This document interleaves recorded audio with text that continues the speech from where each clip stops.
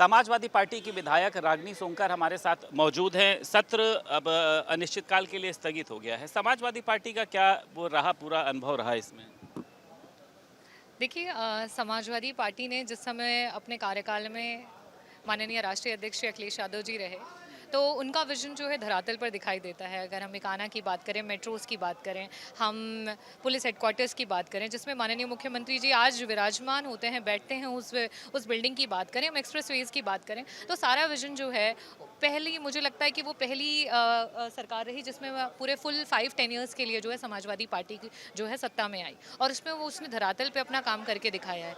आपको इतना समय मिला, उससे पहले भी मिला और आज इसके बाद भी मिला, और साथ ही साथ आपके साथ एक और बेनिफिट रहा, आपकी डबल इंजन की सरकार रही। लेकिन धरातल पे आप क्या कहते हैं, सिर्फ झूठ गिनवाते हैं। आप कहते हैं आपने नंबर ऑफ मेडिकल कॉलेजेस बढ़वा दिए। नंबर ऑफ मेडिकल कॉलेजेस आपने कैसे बढ़वा दिए? जितने जिला अस्पताल थे उनको आपने मेडिकल कॉलेजेस का नाम दे दिया, और वहाँ पे एक छोटी सी सर्जरी तक नहीं होती है, टॉन्सिलेक्टोमी तक नहीं होती है। आपके पास वहाँ ऑक्सीजन मास्क नहीं रहते कि कोई मरीज अगर इमरजेंसी में पहुंचे तो उसको मास्क मिल जाए, उसको दवाइयाँ मिल जाए। ये आपका विजन है जो आप लेकर के आए हैं। सीएम योगी ने ये कहा, रागिनी जी आप भी सदन में मौजूद थी, मैं भी मौजूद था, कि जहां दिखा सफाई वहां बिटिया घबराई। एक बड़ा मुझे लगता है कि बयान जो है उन्होंने समाजवादी पार्टी के लिए दिया है। आप खुद एक महिला हैं कि महिलाएं सुरक्षित नहीं हैं।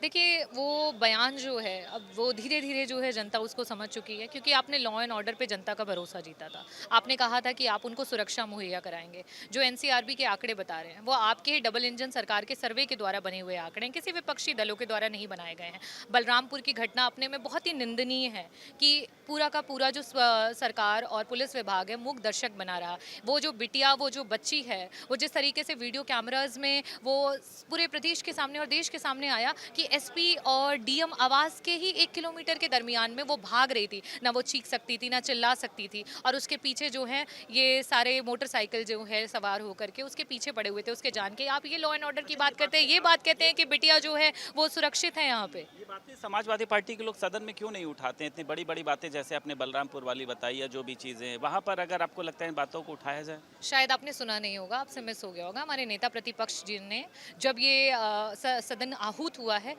तो मुझे लगता है कि उसी दौरान इस घटना का जो है वो ज़िक्र किया और बताया है। लेकिन बात ये है कि सरकार अपनी कमियाँ सुनना कहाँ चाहती है, वो तो सिर्फ़ अपनी खूबियाँ गिनाना चाहती है, वो भी झूठी। भाजपा ये कह रही है कि सपा में महिलाओं का सम्मान नहीं है, महिलाएं या पुरुष विधायक किसी के बारे में कुछ बोल नहीं सकते हैं। आपने देखा आज एक घटनाक्रम हुआ आपकी पार्टी में, तो आपको लगता है कि महिलाओं को बोलने की आज़ादी नहीं है? कौन सा घटनाक्रम में मेरे पूजा संज्ञान पाल में के नहीं है। साथ जो हुआ उसको लेकर भाजपा आप लोगों पे बहुत प्रहार कर रही है। पूजा पाल जी किस पार्टी में है? समाजवादी पार्टी की विधायक हैं पूजा पाल। अच्छा, धन्यवाद आपने मुझे ये बताया, क्योंकि मुझे ये संज्ञान नहीं था, और शायद जनता भी इसी वजह से रौद्र रूप रोष में है, क्योंकि समाजवादी पार्टी के भरोसे वो चुनाव जीत करके आई, और जिस समय जनता जो है और समाजवादी पार्टी को उनसे आवश्यकता थी कि हमारे सदस्य को चुन करके वो राज्यसभा में भेजे, तब उन्होंने धोखा दिया।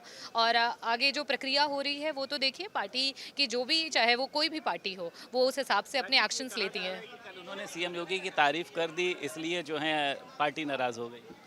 जिस समय उन्होंने गलत वोट दिया तब पार्टी नहीं नाराज़ हुई और एक तारीफ से नाराज़ हो गई।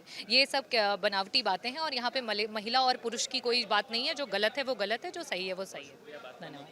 हमारे साथ समाजवादी पार्टी से विधायक रागिनी सोंकर मौजूद थी।